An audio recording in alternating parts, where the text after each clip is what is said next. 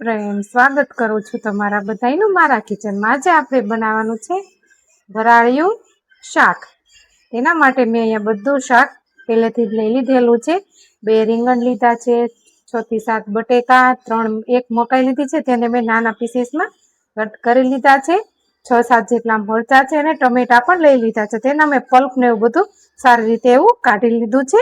અને આ બાજુ મસાલા બનાવવા માટે મેં અહીંયા ફાફડી, ચવાણું અને સિંગના દાણાને શેકીને ફોતરા કાઢીને લઈ લીધા છે। 2 ટેબલ સ્પૂન જેટલા તલ, લાલ મરચું પાવડર, સ્વાદ અનુસાર મીઠું લેવાનું છે આપણે, હળદર પાવડર અને ધાણા જીરું પાવડર આપણે હવે મિક્સર જારમાં ક્રશ કરી લઈશું।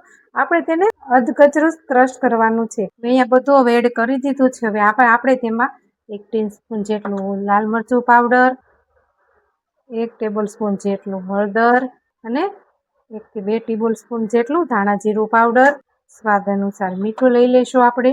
1 ટીસ્પૂન જેટલી હવે ખાંડ એડ કરી દઈશ ગળપણ માટે। હવે આને આપણે બધું હવે ક્રશ કરી લઈએ। બધું સારું એવું ક્રશ થઈ ગયું છે, તમે જોઈ શકો તો મેં તેને અધકચરું ક્રશ કરી લીધું છે। ચાલો હવે મસાલો બનાવી લઈએ। હવે જે આપણે ક્રશ થઈ ગયેલો મસાલો છે આપણે તેમાં હવે લીલા ધાણા એડ કરી દઈશું। ત્યારબાદ 2 ટીસ્પૂન જેટલું ઓઇલ એડ કરી દઈશું આમાં। હવે આપણે બધું હાથેથી બરોબર મિક્સ કરી લઈશું। હું અહીંયા કોઈ પણ જાતનો ગરમ મસાલો યુઝ નથી કરતી, જો તમે ખાતા હોય તો તમે એડ કરી શકો છો। રેગ્યુલર મસાલાથી જ બનાવું છું હું અહીંયા। મસાલો મારો બની ગયો છે। હવે જે આપણે આ બધું કટિંગ કરેલું શાકભાજી છે હવે આપણે તેમાં ભરી લઈશું। સારું એવું પ્રેસ કરીને જ ભરી લેવું। અને તમે જ્યાં મસાલો બનાવો ને તો થોડોક વધારે જ એક્સ્ટ્રા બનાવો, આપણે જ્યારે વઘાર કરીને તેમાં ગ્રેવીમાં પણ યુઝ કરવા થાય। બધું જ આવી રીતે હું બધું શાક એવું ભરી લઈશ। આપણે ડુંગળી અને મકાઈ છે તેને એમ જ આપણે સ્ટીમરમાં સ્ટીમ કરવા મૂકી દઈશું। આ ટાઈપમાં બધા ભરી લેવાના છે। અને આ બાજુ શાક ભરાઈ જાય પછી આપણે સ્ટીમ કરવા મૂકવાનું છે, એટલે મેં અહીંયા પહેલેથી સ્ટીમર ગરમ કરવા મૂકી દીધું છે। મેં અહીંયા બધું શાક ભરીને રેડી કરી લીધું છે। સ્ટીમર પણ ગરમ થઈ ગયું છે। પ્લેટમાં બાફવાનું છે તેમાં હું ઓઇલ ગ્રીસ કરી લઈશ સારું એવું। હવે બધા જ શાકભાજી હું એમાં મૂકી દઈશ સારા એવા ગોઠવીને।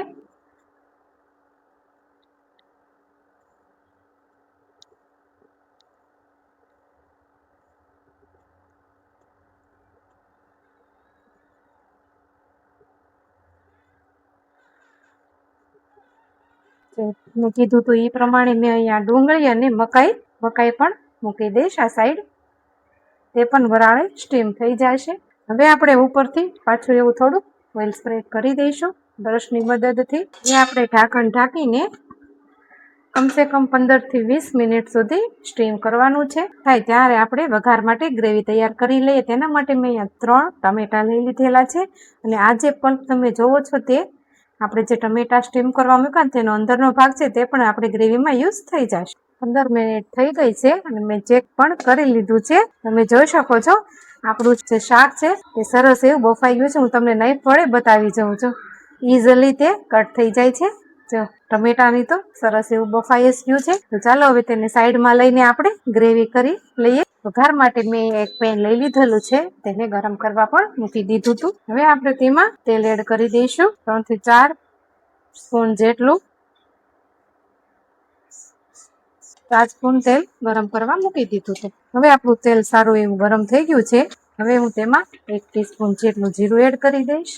ત્યારબાદ એમાં અડધી ટીસ્પૂન જેટલી આપણે હિંગ એડ કરી દઈશું। મેં એક મોટો લસણનો ગાંઠિયો આવે તે લઈ લીધેલો તેને હું એડ કરીશ। હું અહીંયા આખું લસણની કળી જ યુઝ કરું છું, તેનો સ્વાદ ખૂબ જ સરસ આવે। હવે ત્યારબાદ મેં જે ટામેટાની પ્યુરી કરી હતી તે એડ કરી દઈશું। બધું આપણે મિક્સ કરી લઈશું। ત્યારબાદ બધા આપણે રેગ્યુલર મસાલા એડ કરી દઈશું। 1 ટીસ્પૂન હળદર, 1 ટીસ્પૂન ધાણા જીરું પાવડર, થોડું સ્વાદ અનુસાર મીઠું। આપણે ગ્રેવી પૂરતું જ મીઠું એડ કરવાનું છે, કેમ કે મસાલામાં આપણે ઓલરેડી મીઠું પહેલેથી જ એડ કરી દીધું છે। બધું બરોબર હવે મિક્સ કરી લઈશું। ગ્રેવીને હવે સારી એવી આપણે પાકવા દેવાની છે। તો ત્યારબાદ હું અહીંયા મરચું પાવડર એડ કરી દઈશ 2 ટીસ્પૂન જેટલું। બધું બરોબર મિક્સ કરી લઈશું આપણે સારું એવું ફરતી બોર્ડરથી લઈ લઈશું। હવે આપણે મીડિયમ ફ્લેમ પર આપણે તેને 5 થી 7 મિનિટ કૂક કરી દેવાનું છે ઢાંકણ ઢાંકીને। હવે આપણે જોઈ લઈએ ગ્રેવી સારી એવી કૂક પણ થઈ ગઈ છે અને તેલ પણ તેણે છોડી દીધું છે ફરતી બોર્ડરનું. હવે આ સ્ટેજમાં આપણે એક એક કરીને આપણા જે શાક બાફું હતું વરાળે તે આપણે એમાં એડ કરી દઈશું. બધું જ બધા શાક મેં અહીંયા એડ કરી દીધા છે. ત્યારબાદ આપણે ચલો મસાલો બનાવ્યો હતો તો એડ કરી દઈશું. આપણે જરૂર પૂરતો જ એડ કરી દઈશું.